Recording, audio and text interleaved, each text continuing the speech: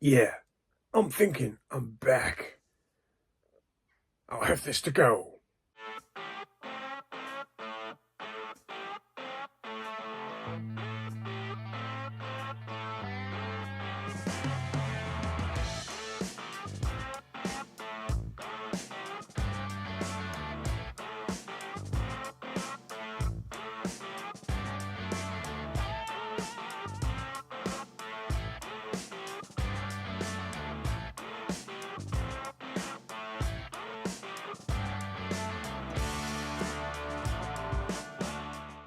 Hi everyone, Big Pauly back with a brand new movie review.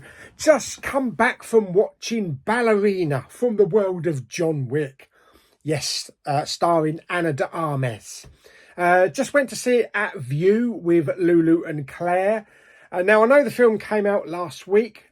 I was holding off watching it until Lulu and Claire were free because we've seen all the previous John Wick films in the cinema. So, yeah, it was a struggle holding off because I really wanted to go and see it on Friday. But I was working Saturday and Sunday, so it didn't really matter to me.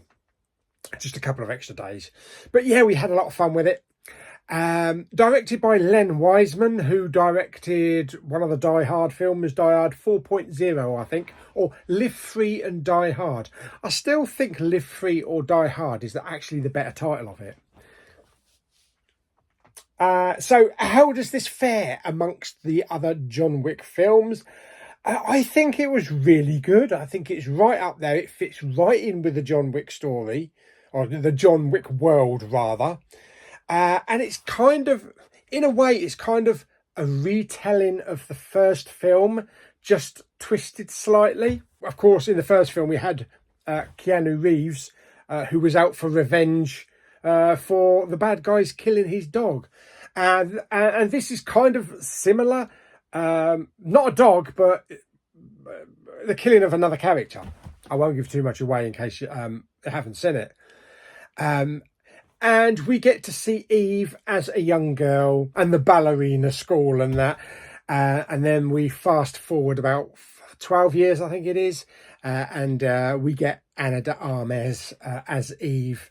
It's kind of, in a way, it's kind of a bit like Bond.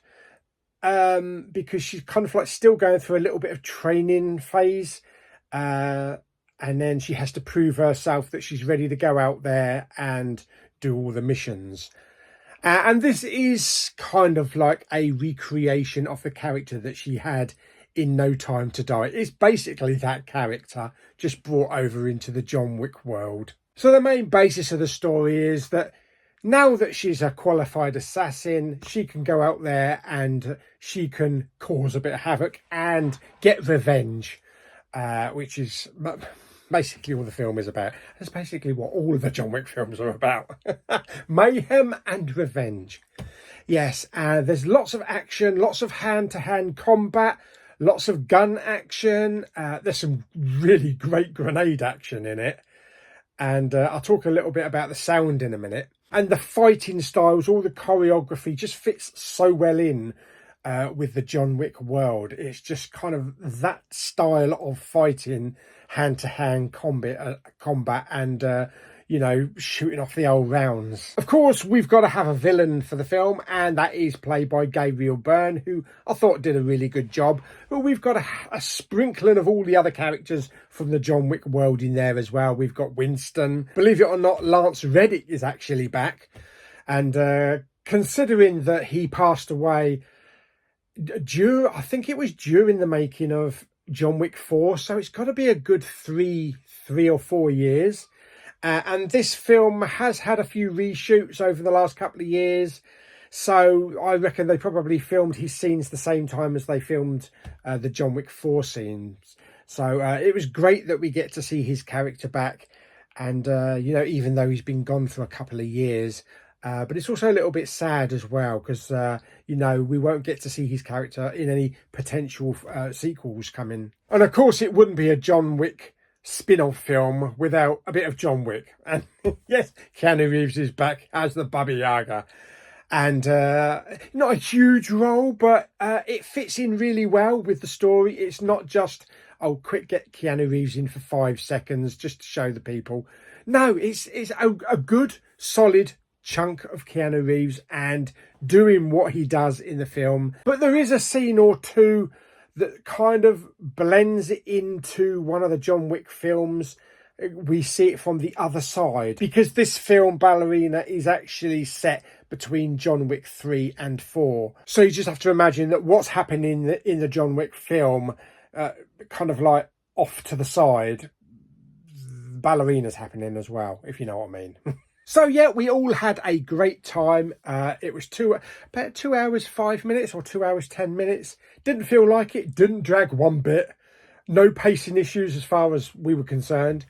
And it was just great watching Ana de Armas kick some ass, and great choreography. Like I say, great action pieces. There was a nifty little trick with some ice skates and a lot of flamethrower action as well. So it looked fantastic on the screen, but it sounded even better.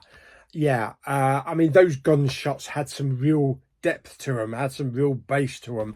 The grenades going off kind of like shook the chairs and rumbled me bits. And one scene where there was a lot of grenades involved, I thought I was going to get thrown out of the chair. It was that beefy. So all in all, great film, had tons of fun. Will definitely be picking this one up as a 4K steelbook to go in with my John Wick collection. And I do feel that there'll probably be a Ballerina 2, because it does leave the story open. And maybe Ballerina will become the next John Wick franchise. You know, we'll get a couple of films out of it. And Ana de Armas fits in perfectly in the John Wick world. So yeah, really good, entertaining, great comedy moments as well, and some great dialogue. And of course, Keanu Reeves doing what Keanu Reeves does. Yes, trying to get his sentences out, but sounding a little bit weird. Yeah, I'm thinking I'm back. Don't go in there and get a coffee. You might get shot. Fantastic. So how would I rate Ballerina, the world of John Wick? I'm going to give it 8.5 out of 10 grenades. Yes, absolutely. Had a lot of fun with this one. Like I say, I'll definitely be picking it up again. I might even go and see it again at the cinema. So had lots of fun there. So there we go. That is Ballerina from the world of John Wick. Hope you enjoyed the video. If you did, like it by giving it some thumbs up. Boop. Don't forget to subscribe, comment and share. See you on the next video very soon. Bye-bye. Yeah, I went into Costa. They gave me a cappuccino.